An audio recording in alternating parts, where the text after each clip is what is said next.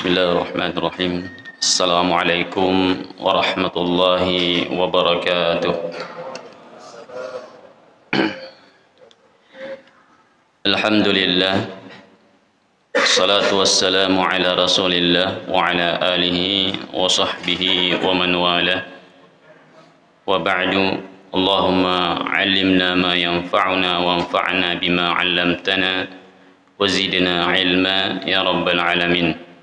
ربنا اشرح لنا صدورنا ويسر لنا أمرنا واحلل عقدة من ألسنتنا يفقه قولنا. Hadirin hadirat, Bapak Ibu jamaah sekalian, jamaah subuh rahimani wa rahimakumullah. Di antara nikmat yang sangat agung yang sangat patut bagi seorang hamba untuk terus mensyukurinya, yaitu nikmat dijadikannya kita sebagai orang-orang yang beriman. Karena sesungguhnya jamaah sekalian, hari-hari yang dilalui oleh orang yang beriman itu adalah hari-hari yang dipenuhi dengan berbagai keberkahan dan kebaikan-kebaikan yang sangat banyak dari Allah Subhanahu wa taala. Ketika kita bangun di subuh hari atau bangun sebelum fajar tadi untuk bersahur, maka sebenarnya kita telah mulai hari ini dengan berbagai macam keberkahan demi keberkahan, kebaikan demi kebaikan dari Allah Subhanahu wa taala. Nabi alaihi salatu wassalam bersabda, tasahharu fa innahu fis sahuri barakah. Bersahurlah kalian karena sesungguhnya di dalam sahur itu ada keberkahan. Dan waktu sahur ini jemaah sekalian, Masya Allah, adalah waktu yang sangat istimewa. Allah Subhanahu wa taala mensifati para penghuni surga. Di dalam Al-Quran, Allah sebutkan di antara kebiasaan mereka para penghuni surga ketika di dunia. Allah berfirman, as-sabirina was-sadiqina wal-qanitina wal-munfiqina wal-mustaghfirina bil ashar. Mereka itu para penghuni surga ketika di dunia adalah orang-orang yang as-sabirin, orang-orang yang bersabar. Dan sabar ini kata para ulama ada 3 jenis. Sabar mentaati perintah-perintah Allah, menjalankan perintah-perintah Allah. Sabar meninggalkan segala hal yang dilarang oleh Allah. Dan sabar ketika ditimpa musibah, atau sabar ketika terhadap takdir-takdir Allah yang kurang mengenakan. Kemudian as-sadiqin, mereka adalah orang-orang yang jujur, berkata benar. Wal qanitin, orang-orang yang tunduk taat terhadap segala ketentuan syariat-syariat Allah Subhanahu wa taala. Wal munfiqin, mereka adalah orang-orang yang senantiasa menginfakkan hartanya di jalan Allah. Wal mustaghfirina bil ashar, dan mereka adalah orang-orang yang senantiasa beristighfar di waktu sahur. Maka hendaknya jemaah sekalian, waktu sahur ini bukan hanya untuk makan sahur semata, tapi hendaknya kita manfaatkan untuk banyak beristighfar dan berdoa di dalamnya. Kata Nabi sallallahu alaihi wasallam, yanzilu rabbuna tabaraka wa ta'ala kulla lailah ila as-sama'id dunya hina yabqa thuluthul lail al-akhir. Rabb kita, yaitu Allah Subhanahu wa taala, turun setiap malam ke langit dunia ketika tersisa sepertiga malam yang akhir. Dan waktu sahur ini masuk kategori sepertiga malam yang akhir. Apa kata Allah? Allah berfirman ketika itu, man yad'uni fa astajibalah. Adakah orang-orang yang mau berdoa kepadaku di waktu sahur, maka aku kabulkan. Man yas'aluni fa'utiyahu. Adakah orang-orang yang mau meminta kepadaku di waktu sahur ini, maka aku pasti berikan. Wa man yastaghfiruni fa'aghfar lah. Adakah orang-orang yang mau beristighfar mohon ampun kepadaku di waktu sahur ini, maka aku pasti ampuni. Subhanallah. Maka jemaah sekalian, sempatkan diri kita berdoa di waktu sahur, karena sesungguhnya waktu sahur itu adalah salah satu dari waktu-waktu yang sangat mustajabah, terlebih lagi bagi orang yang berpuasa. Ya, sudah waktunya mustajabah, orangnya pun doanya dikabulkan. Kata Nabi SAW, thalathatun la turaddu da'watuhum. Ada 3 orang yang doanya tidak tertolak. Siapa itu? Al-imamul adil, pemimpin yang adil. Kemudian was-saim hatta yuftir, orang yang berpuasa sampai dia berbuka. Jadi waktu-waktu yang dilalui orang-orang yang berpuasa itu adalah waktu-waktu yang mustajabah. Ketika mulai dia menahan makan dan minumnya sampai terbenam matahari adalah waktu-waktu yang mustajabah, maka banyak doa di dalamnya. Kemudian yang ketiga, wada'watul madlum, ya, doanya orang-orang yang terzalimi. Sekali lagi jemaah sekalian, jangan biarkan waktu sahur berlalu kecuali sudah ada doa yang kita panjatkan, walaupun hanya satu. Ya. Baik jemaah sekalian rahimakumullah, kita lanjutkan sedikit dari apa yang telah kita sampaikan pada pertemuan subuh yang lalu, ya, tentang 8 nasihat yang berisikan mutiara-mutiara hikmah yang sangat indah oleh Al-Imam Khatim Al-Asam, sebagaimana dinukil dari kitab Ihya-nya Al-Imam Abu Hamid Al-Ghazali rahimahumallahu jami'an. Sebelumnya kita sudah sebutkan 2 dari nasihat beliau, dan pada kesempatan ini insyaallah taala kita akan masuk pada nasihat yang ketiga. Kata beliau, kata Imam Khatim Al-Asam, inni nadartu ila hadzal khalqi fara'aitu anna kulla man ma'ahu syai'un lahu qimatun hafizahu hatta la yudhi'ah. Kata beliau, sesungguhnya aku perhatikan makhluk, yaitu manusia, keadaan manusia. Setiap kali dia memiliki sesuatu yang berharga, maka dia pun berusaha untuk menjaga dan menyimpannya agar tidak hilang dan tidak sirna. Thumma nazartu ila qaulillahi ta'ala, lalu aku merenungkan firman Allah Subhanahu wa ta'ala, ma indakum yanfudh, apa saja yang ada pada diri kalian maka itu akan hilang, akan lenyap, akan sirna. Wa ma indallah baq, dan apa saja yang ada di sisi Allah maka pasti dia akan kekal abadi.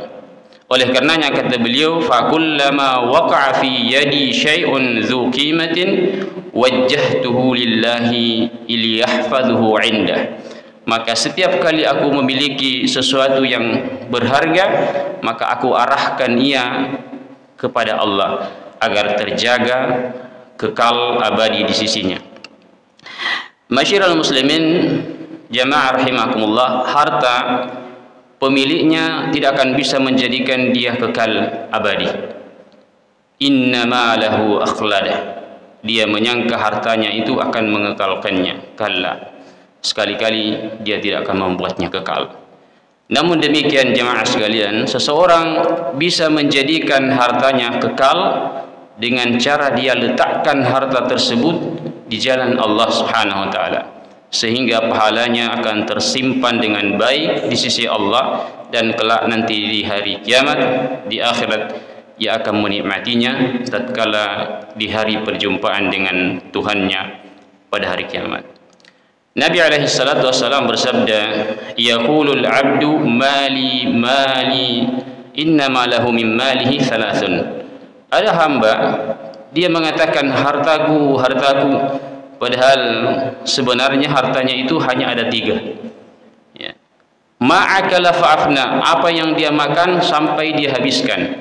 Jadi apa yang masuk ke dalam perutnya itulah sebenarnya hartanya. Aula bisa fa'abla, atau apa yang ia kenakan dari pakaiannya sampai usang, sampai lusuh. Au a'ta faktana, atau apa yang ia berikan, apa yang ia infakkan di jalan Allah lalu ia miliki nanti pada hari kiamat. Wa ma siwa zalik, apa yang selain daripada itu, yang selain dari yang tiga disebutkan tadi, fahuwa dhahibun, maka dia akan hilang, dia akan pergi, dia akan jauh, dia akan lenyap. Wa tarikuhu linnas, dan dia akan tinggalkan untuk manusia, orang-orang di belakangnya. Maka sekali lagi, jika kita ingin harta dan segala hal yang bernilai itu kekal, bahkan sampai kelak di akhirat kita akan terus menikmatinya, maka letakkan ia di jalan Allah Subhanahu wa taala. Kemudian nasihat yang keempat, kata Imam Khatim Al-Asam, inni nadartu ilal khalqi fara'aitu kulla yatabahi bimalihi aw hasabihi aw nasabihi. Aku perhatikan keadaan makhluk, aku perhatikan keadaan manusia itu, mereka saling berlomba mengejar harta, berbangga dengan nasab dan keturunan, berbangga dengan pangkat dan jabatan, padahal semua itu tidak ada nilainya sama sekali di sisi Allah Subhanahu wa taala. Kemudian kata beliau, "Tsumma nadartu ila qaulillahi ta'ala." Lalu aku merenungi firman Allah Subhanahu wa taala, "Inna akramakum 'indallahi atqakum." Sesungguhnya yang paling mulia di antara kamu di sisi Allah ialah yang paling bertakwa. Maka kata beliau, "Fa'amiltu fit taqwa hatta akuna 'indallahi karima." Maka aku berusaha untuk menjadi orang yang bertakwa, ya, mengerjakan segala apa yang Allah perintahkan, menjauhkan diri sejauh-jauhnya dari segala hal yang dilarangnya, agar aku meraih kemuliaan di sisi Allah Subhanahu wa taala. Jemaah sekalian rahimakumullah, harta, pangkat, jabatan, kedudukan, kalau dipegang oleh orang-orang yang tidak bertakwa, maka tidak akan memberikan faedah dan manfaat sedikit pun, bahkan justru menjadi bencana dan penyesalan di akhirat kelak. Allah Subhanahu wa taala menceritakan keadaan orang-orang yang menyia-nyiakan hartanya, menghambur-hamburkan hartanya di jalan yang dimurkai oleh Allah, dan menyalahgunakan kekuasaannya di dunia ini. Bahkan kelak ia akan mengalami penyesalan yang sangat hebat. Allah berfirman, "Wa amma man utiya kitabahu bishimali fayaqulu ya laitani lam uta kitabiyah." Dan adapun orang yang diberikan catatan amalnya dari sebelah kirinya, maka dia berkata, "Wahai, sekiranya tidak diberikan kepadaku kitabku ini." Mengapa dia berkata demikian? Karena dia tahu dirinya tergolong orang celaka. Karena di antara tanda nanti di hari kiamat orang celaka ketika dia menerima kitab catatan amalnya dari sebelah kirinya atau dari balik punggungnya atau dari belakangnya. Walam adri ma hisabiyah, sehingga aku tidak lagi mengetahui apa hisabku, tentang perhitunganku. Ya laitaha kanatil qadiyah, wahai sekiranya kematian itu adalah akhir dari segalanya. Ma aghna anni maliyah, hartaku sama sekali tidak lagi berguna bagiku.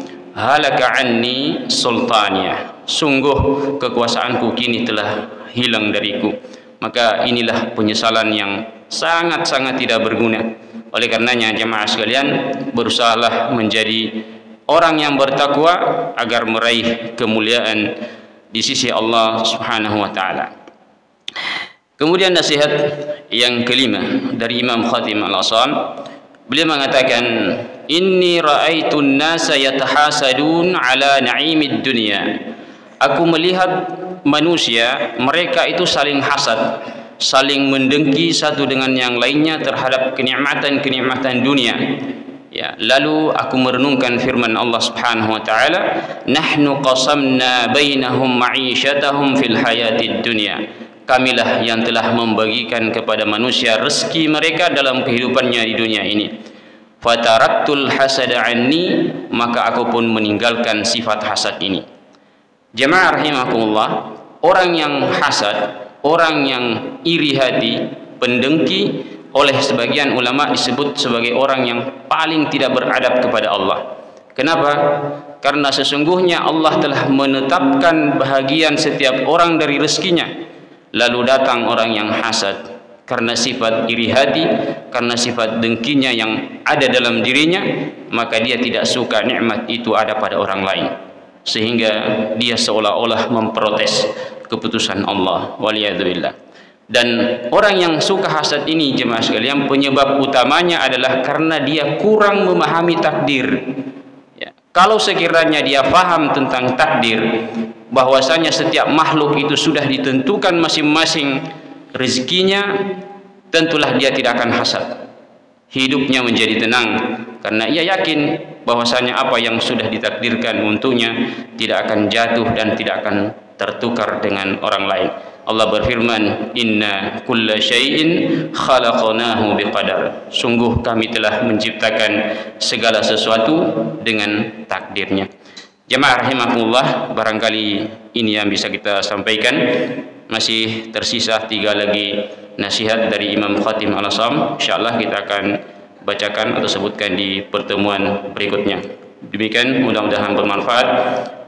Ada benarnya semata-mata datang dari Allah Subhanahu wa taala, dan saya beristighfar mohon ampun kepada Allah atas segala kesalahan dan kekeliruan. Subhanakallahumma bihamdik, asyhadu an la ilaha illa anta, astaghfiruka wa atubu ilaik. Assalamualaikum warahmatullahi wabarakatuh.